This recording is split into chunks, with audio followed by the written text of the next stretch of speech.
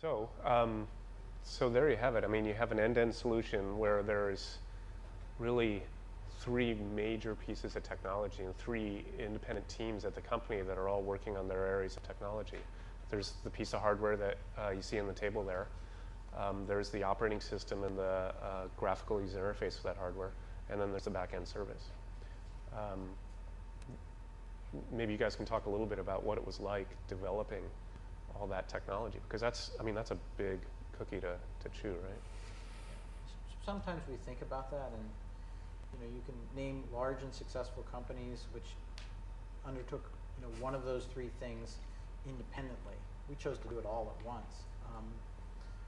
That's another sort of interesting thing. I think sometimes we think back and like, man, we were crazy, but it's a product that it shipped and really proud of. But by taking on that much, we also were able to guarantee the quality of a product in a way that if you decide, you have to be really careful when you figure out, here's a piece of technology that I'm going to build, and here's a piece of technology that I should actually just buy. And there were things that, for instance, in the hardware, which was more my responsibility, there's a wireless radio in there. It's a GSM GPRS radio, which is just a particular wireless standard that's used by a number of carriers in the US and Europe.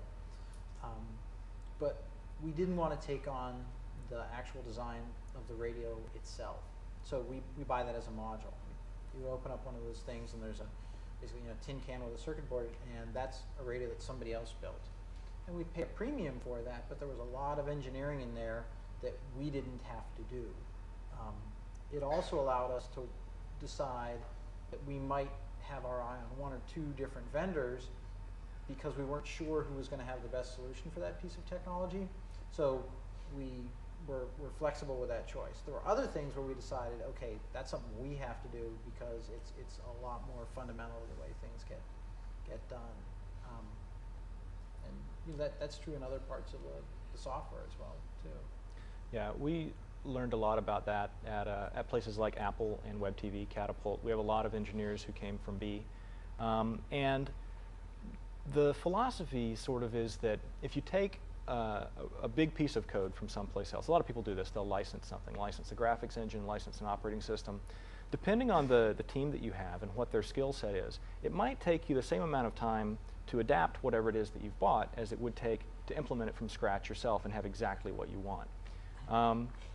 We were able to get a bunch of great people, like Andy said, that came from places that had done pieces of the different things that we knew we needed for the device, and all had very strong beliefs in how to put it together and how quickly they could do it.